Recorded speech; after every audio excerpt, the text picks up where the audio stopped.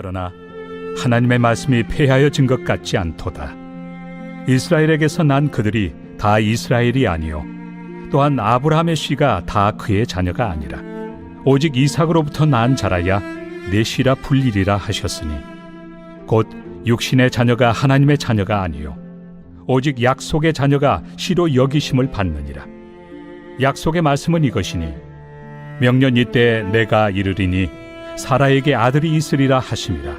그뿐 아니라 또한 리브가가 우리 조상 이삭 한 사람으로 말미암아 임신하였는데 그 자식들이 아직 나지도 아니하고 무슨 선이나 악을 행하지 아니한 때에 택하심을 따라 되는 하나님의 뜻이 행위로 말미암지 않고 오직 부르시는 이로 말미암아 서게 하려 하사 리브가에게 이르시되 큰 자가 어린 자를 섬기리라 하셨나니 기록된 바 내가 야곱은 사랑하고 에서는 미워하였다 하심과 같으니라.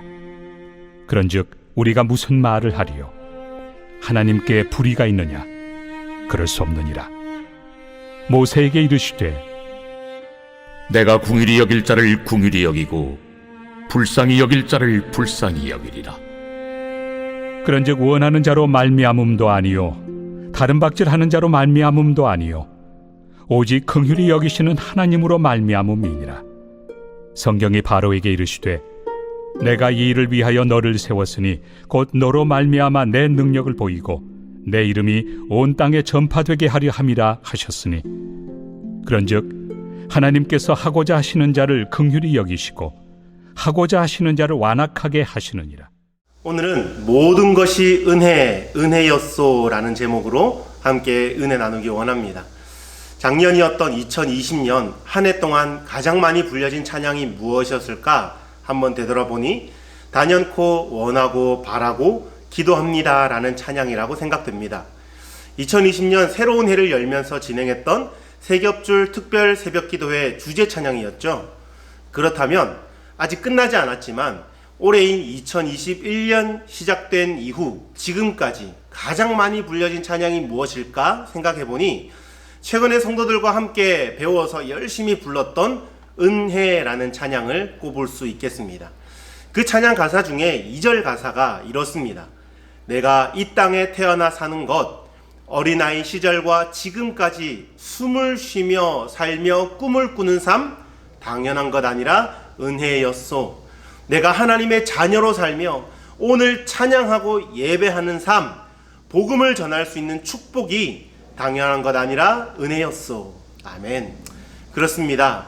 우리가 태어나서 이날 이때까지 살 수 있는 것 그리고 하나님을 모르던 가운데 인생의 어느 한순간 하나님을 인격적으로 만나게 되므로 하나님의 자녀가 된 것도 전적인 하나님의 은혜입니다. 이렇게 하나님의 선택이 은혜에 근거한다는 사실을 깨닫게 되면 내 삶에 많은 것들이 달라지게 됩니다. 나 자신에 대한 인식은 물론이고 다른 사람을 향한 마음과 하나님을 대하는 태도까지 바뀌게 되는 것입니다. 에베소서 2장 8절 9절 말씀을 보시면 이러한 사실을 잘 설명하고 있습니다. 너희는 그 은혜에 의하여 믿음으로 말미암아 구원을 받았으니 이것은 너희에게서 난 것이 아니요 하나님의 선물이라. 행위에서 난 것이 아니니 이는 누구든지 자랑하지 못하게 함이라. 할렐루야. 사도 바울은 어제 본문을 통해서도 이 사실을 간과하고 있는 이스라엘 백성들에 대한 안타까움과 긍휼의 마음을 고백하였습니다. 그 안타까움이 얼마나 컸던지 자신이 구원에서 제외될지언정 그들이 구원받기를 바란다며 간절한 소망을 표현하기도 하였습니다. 사도 바울의 이러한 마음이야말로 하나님의 은혜로 구원받은 우리 모두가 지녀야 될 자세인 줄 믿습니다.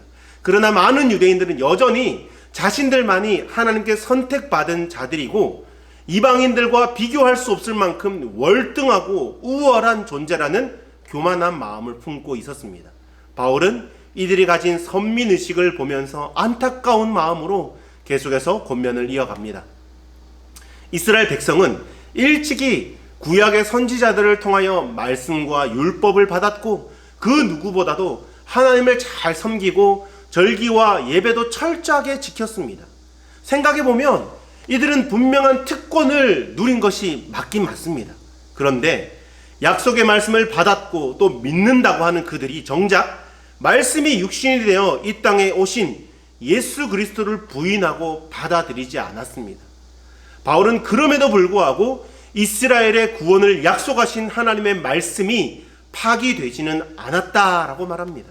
그리고 하나님의 자녀가 되는 원리를 다시 한번 설명하는데 그 원리를 두 글자로 요약하면 은혜인 것입니다. 이것은 육신의 혈통이나 행위의 결과가 아닙니다. 아브라함에게서 태어났다고 다 아브라함의 씨가 아니며 이스라엘 혈통으로 지녔다고 다 이스라엘이 아니라는 것입니다. 구원의 역사는 전적으로 하나님의 계획 안에서 이루어지는 것이고 전적인 하나님의 은혜입니다. 계속되는 본문 9절부터 13절까지를 통해 바울은 아브라함과 이삭, 야곱에 이르는 구원의 경륜을 조금 더 자세하게 설명합니다. 하나님이 택하시고 구원의 역사를 이루어 가시는 데에는 혈통의 순서도 선악간의 행위도 중요하지 않다는 것입니다. 오직 하나님의 약속의 말씀을 따라 구속사에 쓰임받을 자들을 선택하셨다는 것이죠. 이것이 바로 은혜라는 증거입니다. 구원이 우리가 가진 어떤 조건이나 노력으로 인해 주어진 것이라면 하나님께 감사할 필요가 있겠습니까? 내가 한 노력에 대한 정당한 대가를 받는 것이라면 감사할 필요가 없습니다. 하지만 저와 여러분은 오직 하나님의 은혜로 그분의 자녀가 된 줄 믿습니다. 그러므로 조건에 따라 다른 사람을 판단하는 것, 자기 행위를 근거로 하나님을 대하는 태도가 바뀌는 것은 은혜 입은 자로서 지녀야 할 태도가 아닌 것입니다. 우리는 거저받은 은혜에 감사할 줄 알아야 합니다. 또한 은혜에 감사하기에 그 사랑을 다른 이들에게도 전해야 되지 않겠습니까? 주 안에 사랑하는 여러분, 간절히 바라기는 우리 모두는 하나님께 은혜를 입은 자로서 나의 공로나 노력이나 업적을 내세우지 말고 겸손한 마음으로 하나님의 은혜에 감사하는 삶을 살아가시기를 주의 이름으로 축원합니다. 바울은 이어지는 본문 14절부터 18절까지의 내용을 통하여 의로우신 하나님을 의심하지 말라라고 가르칩니다. 여러분, 에덴 동산에 죄가 들어오게 된 결정적인 계기가 무엇이라고 생각하십니까? 뱀이 하와를 유혹해서입니까? 아니면 하와가 선악과를 보았을 때 먹음직스럽고 탐스럽게 보였기 때문입니까? 물론 다 맞는 말이지만 죄를 낳게 된 결정적인 원인은 바로 의심에서부터 비롯된 것입니다. 이처럼 사람들이 죄를 짓게 되는 원인을 살펴보면 하나님의 판단을 온전히 믿고 따르지 못하기 때문이 대부분입니다. 멀리 갈 것 없이 우리 자신의 삶을 한번 돌아보더라도 그 사실을 알 수 있을 것입니다. 삶의 여러 가지 상황 가운데 옳고 그름을 판단해야 될 때가 얼마나 많습니까? 그럴 때 말로는 또 생각으로는 하나님이 원하시는 대로 한다라고 하면서 결정적인 순간에 이게 맞나? 라고 의심하고 하나님, 이번만큼은 제 뜻대로 한번 해보겠습니다 하면서 자신의 방법과 경험대로 선택할 때가 얼마나 많습니까? 또 함께 신앙생활을 하는 동력자들을 바라보면서 하나님이 베푸신 은혜에 대해 다른 이들이 받은 것과 비교하면서 불평, 불만을 토로할 때가 있지 않습니까? 저 사람은 저렇게 많이 받았는데 하나님, 저는 왜 이 모양입니까? 하나님, 저도 제 나름대로 열심히 한다고 했고 믿음도 이만하면 되지 않습니까? 그러면서 사람의 생각으로 하나님의 일을 불합리하다고 주장할 때가 있지 않습니까? 하지만 우리 하나님은 완전하신 분으로서 불의하지 않으십니다. 구원의 문제에 있어서는 더욱 그렇습니다. 구원은 사람의 조건이나 노력, 여부에 따라 이루어지지 않고 하나님의 주권적인 선택으로 이루어지는 은혜이기 때문입니다. 하나님은 이 사실을 이미 오래전 구약시대 때부터 말씀하신 바 있죠. 본문 15절을 보시면 이렇게 기록합니다. 모세에게 이르시되 내가 긍휼히 여길 자를 긍휼히 여기고 불쌍히 여길 자를 불쌍히 여기리라 하셨으니. 아멘. 이 말씀처럼 긍휼히 여기시고 불쌍히 여기셔서 구원으로 인도하는 모든 결정은 하나님께 달려 있다는 것입니다. 출애굽기 33장 19절 하반절을 보시면 하나님께서 모세에게 하셨던 말씀을 살펴볼 수 있는데, 나는 은혜 베풀 자에게 은혜를 베풀고 긍휼히 여길 자에게 긍휼을 베푸느니라. 동일한 맥락에서 이해되어지는 말씀입니다.